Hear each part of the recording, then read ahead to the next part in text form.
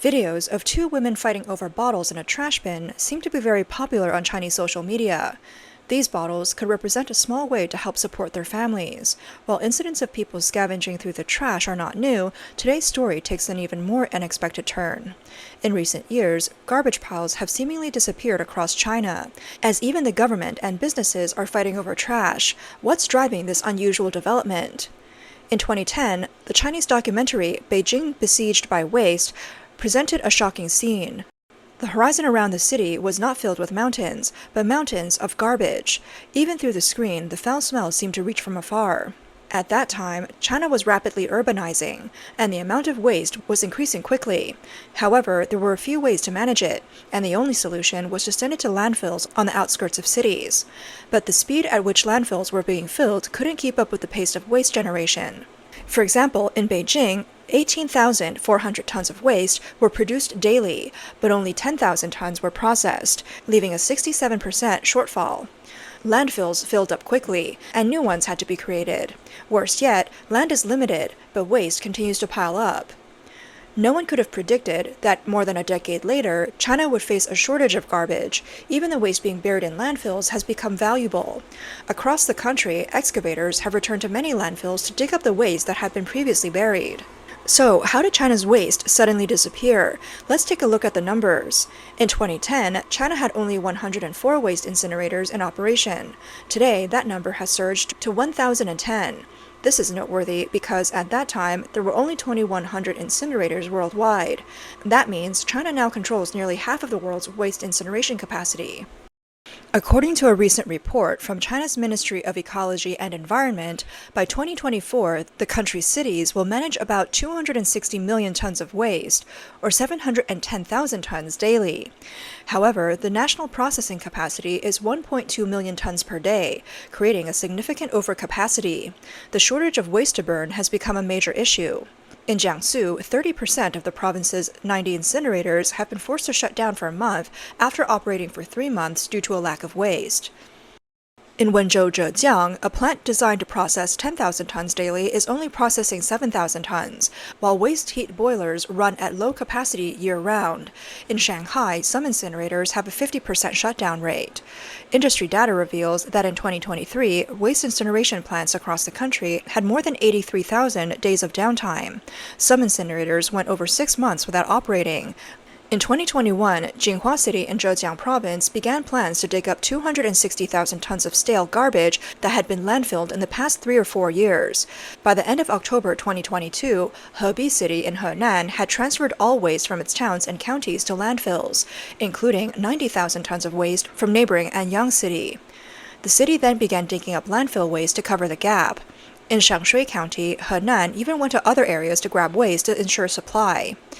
In 2023, several cities in Shandong launched projects to excavate buried garbage, including Jinan, Weihai, and Heze. In Jilin, even the approval and environmental assessments were bypassed to begin digging, which led to pollution leaks and other issues being exposed. The most absurd case occurred in Hunan, where 2 waste incineration plants paid referral fees to property companies to secure waste, offering a 50 yuan rebate per ton. This situation was reported by the Central Environmental Inspection Team. Economist David J. Wong suggests that this situation highlights 3 key issues. The first issue is a mismatch in capacity. Oversubsidization of waste incineration by the Chinese government has led to overcapacity in incineration plants.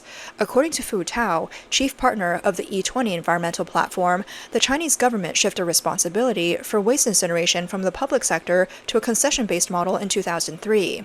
This move allowed private companies to invest in and build incineration plants through a build-operate-transfer system, with the government taking over operations once the project term ended. Hong Kong's Xinbao writer Gao Tianyou shares a similar view. He points out that the shortage of waste for incineration reflects local governments' drive to boost their performance by heavily subsidizing waste incineration plants, leading to an overcapacity situation. In 2023, China's rate of urban waste processing had reached 100%, yet there were still 55 new waste incineration projects. From 2017 to 2021, an average of 103 new incineration plants were put into operation each year in China. In 2019 alone, Henan launched tenders for 20 waste incineration power projects, while Hebei launched 37 projects. The second reason for the waste shortage is the slowdown in China's economy, leading to reduced consumption. With fewer export orders and a decrease in production and daily waste, the amount of waste has also decreased. This reduction does not indicate economic growth or environmental improvement, but rather a stagnation in consumption, shrinkage in production, and disruptions in logistics, reflecting a broader decline in economic activity. Before 2013, the amount of waste transported each year was increasing by more than 10%. However, the increase slowed significantly after that. From 2019 to 2023, the amount of waste grew by only 1% annually, far below the GDP growth rate. It's worth noting that China's GDP, CPI, unemployment, and other major economic data are often considered to be heavily manipulated. Waste transport volumes, on the other hand, can be a more reliable indicator, providing a relatively healthy view of the economy.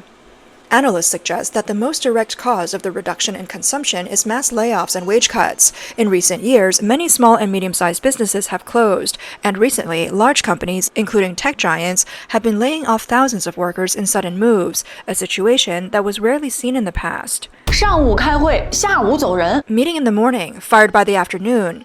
58.com has been hit with major layoffs, catching many employees off guard. The phrase, "this is a magical website," used to sound catchy, but now it feels like an outdated joke. On June 18th, news broke that the classified ad platform had laid off nearly 10,000 workers, about 30% of its workforce. Comments online pointed out the scale of the layoffs. A 30% reduction? Are they trying to optimize the company down to an empty shell? If job search platforms are laying off workers, it's easy to imagine how tough it is to find a job. Is the consumer downgrade expanding rapidly? I wonder who will be the next to fall. Since the COVID-19 pandemic hit in 2020, China's economy has struggled. The restaurant industry has been hit harder each year. In recent years, there have been incidents of officials dying from alcohol abuse, leading the government to implement a new ban on drinking. Local governments have cracked down on banquets, while the restaurant industry continues to suffer from declining customer orders. Industry leaders say government policies are worsening an already difficult situation. 禁酒令的威力太大了。 The impact of the alcohol ban is just huge. Let me show you something. It's 6:04 p.m., right during peak dinner time. Let's check the private rooms. Anyone there? Come on, let's look at this room. And this one? Still no one. Now look here, it's empty. And over here? Also empty. This one? Still empty. Oh my gosh. The alcohol ban isn't a ban on eating. You're still supposed to eat, right? You can at least switch to drinks, but you can't just not show up. Running a restaurant is really tough these days. Some online commentators have said that high-end restaurants are the hardest hit by the drinking ban, as these places are typically frequented by officials or wealthy business people. Others have pointed out that it's not just high-end restaurants that are struggling, but mid-range and low-end ones too.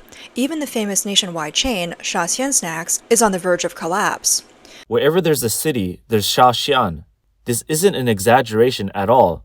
Shaxian Snacks has more than 80,000 stores, with annual sales exceeding 50 billion yuan, employing 300,000 people. It's a big boss of street food restaurants. However, in the past 2 years, not only have there been frequent reports of store closures, but the brand's presence has noticeably declined. In the last 6 months, 3,000 stores have been shut down, and top executives have been investigated. The once popular Shaxian Snacks could really struggle by 2025. The restaurant industry is a major contributor to household waste, and as China's economy continues to decline, so does the industry. As restaurants struggle to stay afloat, waste management facilities are facing shortages as well. Since opening the store, we've had a very special customer. He comes very late around dinner time just to get a free bowl of rice because our rice is free. Rice with soy sauce and a bit of garlic, and that's his meal. We can't help everyone, but at least this bowl of rice is within our ability to offer. I'm really afraid that if I don't try hard enough, my family might end up in his situation, and I just can't accept it. Some commentators have observed that while food bloggers may still show off lavish meals and some people flaunt their wealth online, these images don't reflect the reality of life for the majority of people, especially those in lower income brackets. One commenter, a senior man, noted that many young and middle-aged people can't find work and are unable to afford food, but are too ashamed to admit it and instead carry on, most of them avoiding showing their faces online. In China, those at the bottom of the social ladder rely on mutual aid when they face hardship, as the government and social safety nets offer little support. These people generate less and less waste as their economic situation continues to worsen. Economist Davy J. Wong points out that the lack of waste for incineration reflects the deep-seated economic distortions in China. The issue of overcapacity has spread across industries, including the waste management sector. According to a report from finance media Huashang Taolue, a visit to a waste incineration plant in Weinan, Shanxi province, revealed that a plant designed to process 183,000 tons of waste annually only manages 133,000 tons. In Shuangshui County, Henan, after the incineration project launched, it ran on a single furnace for several months due to a lack of waste. Employees from state-owned enterprises have even expressed frustration, saying, "No waste, no salaries." These situations highlight that on average, Chinese waste incineration plants are running at 60% capacity, with 40% of their capacity underused. This translates to 76 plants being idle for an entire year. This overexpansion stems from a boom in the industry. From 2015 to 2019, Guangzhou invested in 5 new plants, becoming the first city in China to achieve zero landfill. Industry leader Guangda Environmental skyrocketed from planning 15 plants to 168, processing 135,000 tons of waste daily, equivalent to the daily waste output of 120 million urban residents. Meanwhile, after acquiring Guangguan China, Hanlan Environment increased its processing scale by nearly 4 times in just 1 year. This aggressive expansion in the waste incineration sector mirrors the recent overexpansion seen in China's electric vehicle industry. With subsidies from both central and local governments, cross-industry automakers flooded the electric vehicle market, but as production capacity grew, combined with obstacles to exports and a shrinking economy, competition became fierce.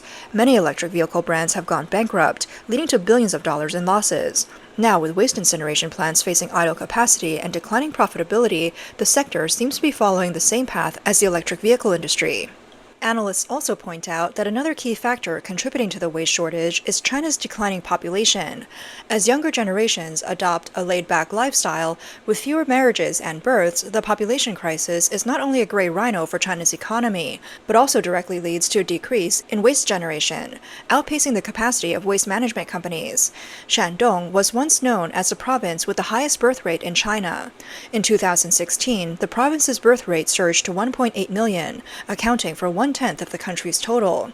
However, since 2018, the birth rate has been declining year by year, falling below 1 million in 2020 and further dropping to 680,000 in 2022. That year, the natural population growth rate was a decrease of 0.3 for every 1,000, and by the end of 2023, it had decreased by 2.2 per thousand. According to reports from 13 Chinese provinces, the 2024 National Economic and Social Development Statistical Bulletin shows that 8 provinces will see a negative natural population growth rate in 2024, meaning their populations are shrinking. Among the top 5 provinces by GDP, all except Guangdong are experiencing negative population growth rates. The BBC Chinese website has reported that China's population crisis has become a gray rhino, a crisis that is visible, close, and increasingly severe. China's population challenges have led to a shrinking labor force, which could eventually harm the country's economic prospects. The rising elderly population will also put greater pressure on an already underfunded pension system. According to the Economist Intelligence Unit, by 2035, nearly 1/3 of China's population will be over 60. The Chinese Academy of Social Sciences also predicts that by 2035, China's pension system will run out of funding. There are signs that China's population will continue to decrease. Data from the Ministry of Civil Affairs shows that in 2024, there were only 6.1 million marriages registered nationwide, down 1.6 million compared to 2023, a decrease of about 21%. Some outside analysts suggest that China's official population figures are severely distorted. Based on data from various sources, they claim China's population has actually decreased by more than 400 million people in recent years. With China's COVID-19 situation still ongoing, this trend has not only continued, but is intensifying. The current shortage of waste for incineration and the scramble for garbage across the country inadvertently reveal a secret the government has been trying to cover up. Some online commentators have pointed out that when any industry in China hears there's a profit to be made, it quickly heads to overcapacity, creating a boom and bust cycle. The same thing is happening with the waste industry. Scrambling for garbage has even spread overseas, which is quite ironic. 几乎一夜之间，近千家中国企业在全 Almost overnight, nearly 1,000 Chinese companies have started scrambling for trash around the world. Some leading companies are even investing billions, building factories to grab trash. A-share company Sanfeng Environment has entered countries like the US, India, Thailand, and Vietnam, processing over 220,000 tons of waste daily, which is about a quarter of China's daily waste disposal. The chairman of China Tianying visits a different country almost every month. Companies like Guangda Environment, Hanlan Environment, and Wangnam Environmental Protection are all aggressively grabbing trash from all over the world, with even companies in Kyrgyzstan reaching out. One commentator warned, if you're not eligible for subsidies, don't get involved. Now the government is suddenly promoting how profitable the waste industry can be, encouraging people to jump in. This is a warning. Be careful. Experts have analyzed that when Chinese companies aggressively purchase global waste, it may appear to be a symbol of progress in recycling and resource reuse, but it actually hides multiple environmental and social risks, especially when the leading players are state-owned enterprises with little regard for environmental or labor rights. First, the garbage boom is driven by rising global resource prices and internal resource pressure in China. Many Chinese companies are buying electronic waste, plastics, and even stale garbage from Southeast Asia, Africa, and Europe at very low prices. However, these companies are usually not motivated by environmental concerns. Their goal is to extract metals, plastic, and other recyclable resources, using crude methods and lacking necessary environmental protections and risk control measures. Secondly, Chinese state-owned enterprises often rely on close cooperation with local governments to bypass environmental reviews, land planning, and worker rights protections. In some cases, teams digging up stale garbage have handled materials without separating harmful from non-harmful substances, leading to groundwater contamination, foul odors, and breeding grounds for pests. Even more concerning is the issue of secondary pollution. Heavy metals, chlorides, and plasticizers from old garbage, once exposed to air and water, create irreversible pollution effects. These pollutants often travel with the recycled resources that Chinese companies export, spreading the contamination from the original sites to global markets. Labor issues are also a significant concern. Chinese companies often exploit local workers through subcontracting, high-intensity labor, and low wages. Some reports have indicated that illegal workers have suffered from poisoning due to exposure to toxic gases and heavy metals. This exploitative model not only disrupts local social structures, but also leads to strong social backlash. In conclusion, if China's scramble for garbage lacks international regulations and transparent oversight, the environmental and human rights costs will far outweigh the short-term economic benefits of resource recovery. What is being called a green cycle could very well be another form of gray exploitation.